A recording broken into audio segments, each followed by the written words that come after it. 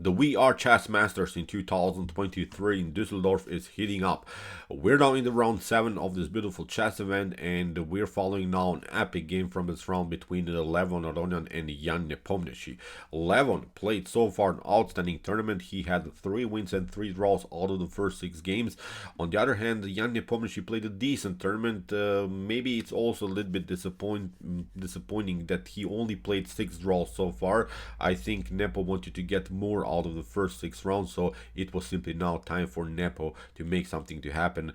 Let's see now what happened. It was really an epic battle here between these two beautiful top grandmasters. So let's see now the game. Levon opened with the move d4, knight to f6 by Nepo, c4 e6, knight to f3 d5. We have a transposition into the queen's gambit decline, knight to c3, 3 knights variation, and after move bishop to e7.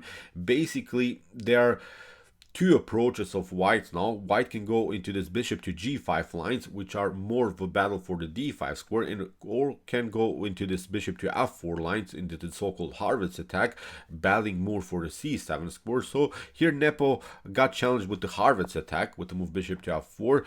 More often I think the move bishop to g5 is played. Here after move bishop to f4, kingside castling of course played by Nepo. We have now the move e3, and after move c5 I think you have to play now the move c5 from black's perspective, because if you do something else, if you play c6 or knight from b to d7, I guarantee you white will continue with the c5 plan. It will simply paralyze you a little bit here on the queen side. Still, these lines are also playable for black. It wouldn't be a mistake, but I think it's much more natural to play the move c5, breaking the position in the center of the board, playing really an open, sharp tactical game, really playing an open battle now in the continuation of the game. So after move c5, d takes c5. Here in the continuation we have now bishop to c5, and I like to play this queen to c2 line. Now in the continuation it leads into something like this, knight to c6, then you play a3, preventing knight to b4, and if something like queen to a5 happens, you get with out of this attack with the move rook to d1, because knight to b4 would still be an opportunity if you don't play rook to d1, because the rook is lined up here on the a file, so knight to b4 would be then the serious threat. So I like to play this kind of a line where you can always delay the move c takes d5, but here Levon played immediately c takes d5, which is not also bad choice, but I'm really not a fan of this line because of one problem. After c takes d5, knight to d5 and knight takes d5, notice that after e takes d5 that white plays now, black's light square bishop is coming into the game. In every other line, when you don't trade off too much here in the center of the board, the bishop is still stuck. It's paralyzed by its own pawn structure. So that's why I like more simply the move queen to c2, delaying a little bit the situation in the center of the board. Never ever allow, as I said, black to go with this light square bishop into the game. That's just my recommendation. As I said, nothing wrong also. You not lose the game, of course, because you play c takes d5 and knight to d5. But now, as I said, the light square bishop of blacks is also coming into the game in a beautiful way. So now bishop to d3, preparing a dirty trap here by Levon Aronian, because if you play something passive, if you play something stupid like a6, I guarantee you get this one, bishop to h7, sort of a Greek gift tactic, but actually here the idea is not to create an attack. Here the idea is to get a double attack against the king and also against the bishop on c5. So here the continuation after bishop to d3, bishop to b4 is now the main line. We have knight to d2 covering. Black is not going to give up his dark square bishop, I guarantee you, for the knight in such an open battle. So that's why here the continuation Nepo continues with knight to c6, and the basic plan of blacks now is to advance to pawn on d4, because we have to say it, okay, white went into this line where white is keeping black with the isolated pawn, which is in many occasions of course a structural weakness. It's a weakness in the position, and what you want to do then from black's perspective is to improve your weakness, just to play the move d4. But it's a preparation. You don't need to do that immediately, because the d5 pawn is never challenged so far, so that's why knight to c6 is a slow preparation to finally break and enter with the move d4. So we have kingside castling, bishop to e7, and there is a strange case of bishop to e7 E7 in this particular game. This is now the second time that bishop to E7 happened. So in the beginning, if you noticed, after bishop to E7 and bishop to F4 was played. So now it's the second time that Nepo played bishop to E7, and it will happen for 5 more times. So 7 times we'll see the move bishop to E7 in this particular game. A strange, really bizarre thing. I'm not sure when I saw maybe a game in which you played with the same piece, with the same idea 7 times in the same game. So really a bizarre thing here by Jan Nepomniachtchi. So bishop to E7, queen to B3. We have now bishop to F6, hitting the pawn on B2, but also preparing this method D4. This move D4 is a liberating line, of course, here for black. So in the continuation A3, we have the queen to E7, connecting the queen to the pawn on B7, because the queen on B3 is hitting the pawn on B7. And as we said, we want to play freely with our light square bishop, so that's why the pawn on B7 could be weakness. So rook from A to C1, bishop to E6, again preparing D4 in even a more brutal way. Now D4 comes, of course, with a direct threat against the queen on B3. In the continuation, queen to B5, getting out of this tactical mess of the light square bishop. In the continuation, rook from A to C8, and now rook to C2 here by Levon Aronian. He's preparing to double up rooks on the C file. So we have A6, queen to B6, we have queen to D7, liberating now also the diagonal for the dark square bishop, because what black doesn't want to tolerate is, of course, the queen that's very active here on the square B6. So that's why bishop to D8 is coming now. Here Nepo is trying to kick away the queen from B6. So knight to B3, preparation, of course, to play knight to C5. So that's why Nepo plays this direct attack against the queen. The queen has to come down C5, taking really this natural square for the knight. The knight will left, of course, to come down C5. Now we have bishop to E7. So you see now for the third time, Nepo plays bishop to E7. After queen to B6, bishop to D8. We have now queen to C5, bishop to E7. For the fourth time, we have now the move bishop to E7. But now after move queen to B6, now comes a beautiful move that spiced up the game. Really an immortal attack now by Nepo. He played G5.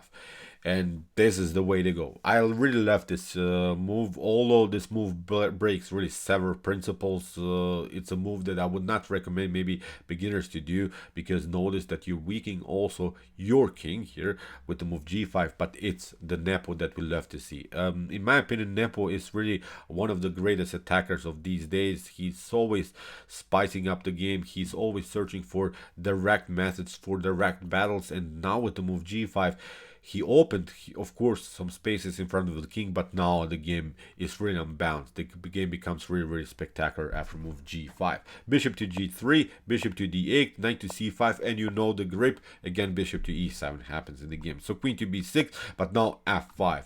Here by Nepo, he's preparing now the move F4. And here, maybe the first mistake by Levon Aronian. I think here white needs to take his chances with the move knight to C5, creating this attack against the queen and the bishop, and probably black would be forced, of course, to give up the dark square bishop. After a rook to C5, okay, black has this method with F4. Black would probably play the move F4, but still, after e takes F4, g takes F4, bishop to H4, okay, maybe knight to E5 or F3 is an opportunity here immediately also for black. But I think this is defendable, especially because of the fact that, okay, you had your fun, you had your attack, but still there are so many squares that also white can attack. This light square bishop is working in a good way. This rook could come into the game. As I said, the bishop pair is still there. Maybe knight to C5 was simply the way to go to liberate himself a little bit. At least black needs now to give up this powerful dark square bishop on E7.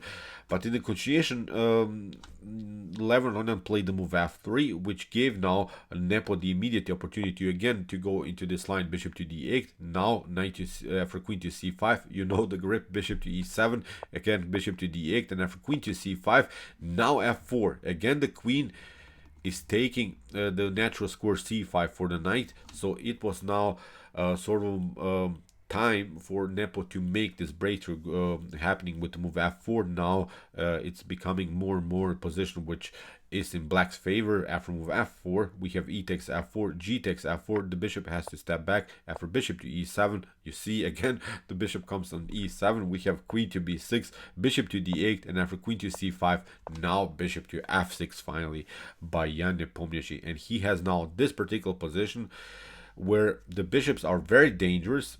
The bishops are all over the board. What we are trying to do, I think, is to play king to h8 and also then to play rook to g8, hitting something here on the g file, maybe include also the bishop into the game. So it's now, I think, the normal attack for black. In my opinion, this is an unpleasant attack that now Levon Aronian is meeting here, because I'm not seeing good ways how to defend even this position. In the continuation, rook from f to c1 was played by Levon Aronian. Okay, it's a natural choice, but it's really hard to include all of our pieces into the game. The bishop is so powerful here, the knight is so powerful here, and also this attack against the square h3 is something I think that bothers now white in the continuation of the game. So here, queen to g7, and this is now a brilliant move by Nepo, with the direct threat to play against the pawn on b2, but also we are attacking the g2 pawn, and now the serious again attack is the move bishop to h3. We have now queen to d6. The queen is coming into the game, attacking the pawn on f4. In the continuation, rook from c to e8. If you play, of course, bishop to f4, then bishop takes b2 comes with a direct threat against the queen. So this is something that you don't want to do. After rook to d8, here protecting the bishop on e6. Here Nepo got challenged with the move rook to e1 by Levon Aronian. We have knight to e5. The serious threat is now the move knight takes f3, which would be a fork against the king and the rook, of course, because you cannot take of the beautiful queen's activity on the g file. And the only way I think to defend this position is to play king to f1 or king to h1. King to h1, in my opinion, is perfectly fine. And okay, black is much better here, but at least for a while white has survived this attack. But what Levon played after move knight to e5, he played now a huge mistake with the move knight to d4. He tried to connect the knight to the pawn on f3, so of course knight takes f3 is not a threat anymore, but it's actually a huge mistake which wins the game immediately here for black. Maybe you can pause the video and try to see now the best continuation here for black. It's really a beautiful tactical sequence that Jan Nepomniachtchi saw immediately. It was a brilliant now attack that Nepo pulled off here. So take your time, try to see now really the best continuation. It's such a dynamic position. Look at this. The position is about to explode now immediately. Okay. The move is bishop to h3. First forcing something, because now you cannot play king to h1 or king to f1 anymore. You had your chance in the game. Now you have to step back with bishop to f1, but now comes the stunner. Now comes knight to f7, which creates an immediate attack against the queen on d6. So the queen is hanging, so you have to do something with the queen. But the problem is that white doesn't have the rook connection, and the rook connection is so important in a chess game. You see now especially why the rooks should be connected, but because now the rook on e1 is a little bit loose, and the bishop on f2 is overloaded to the defense of the knight on d4. So you see Nepo attacked the queen. Levon has now to take out the pawn, but now look at this. Rook takes e1. After bishop to e1, the bishop gets deflected from the defense of the knight. Knight to d4 was a huge blunder by Levon Aronian. After bishop to d4, the game is over here for white. Of course, there's still some chances for white, but in top grandmaster level, I think this is game over. So after bishop to d4, king to h1, Nepo gets back with the bishop to c4. The only chance is maybe to do something here on this diagonal, but rook to e8. We have bishop to b4, queen to f6, bishop to d3.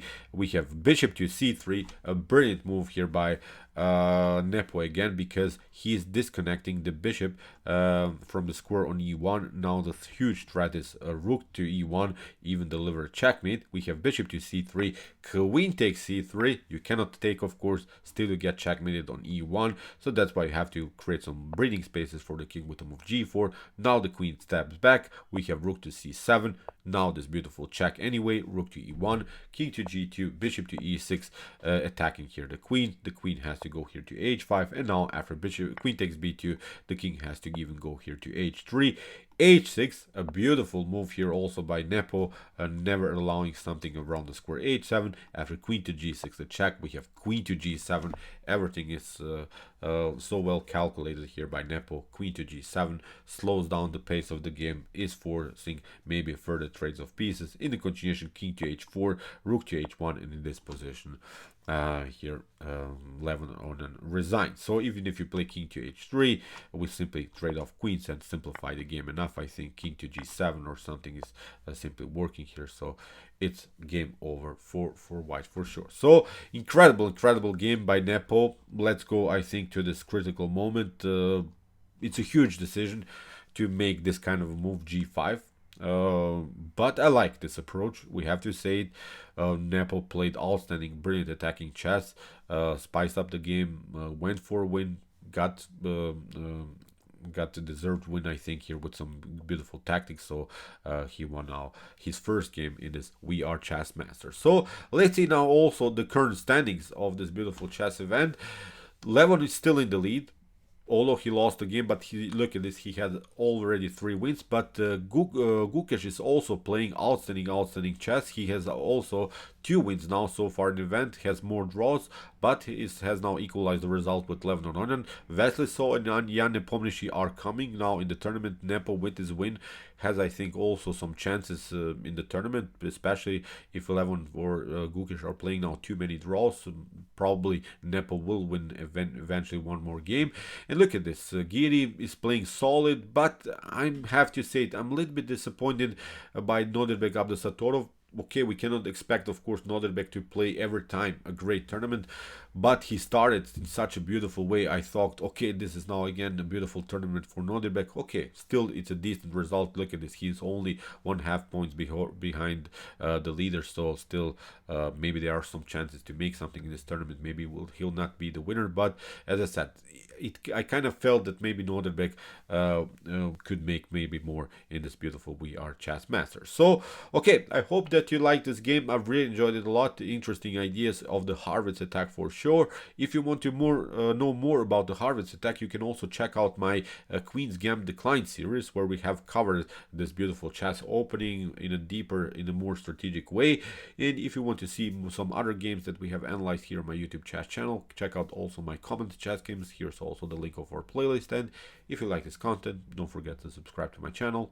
See you soon with some more videos, and chess is the best, of course.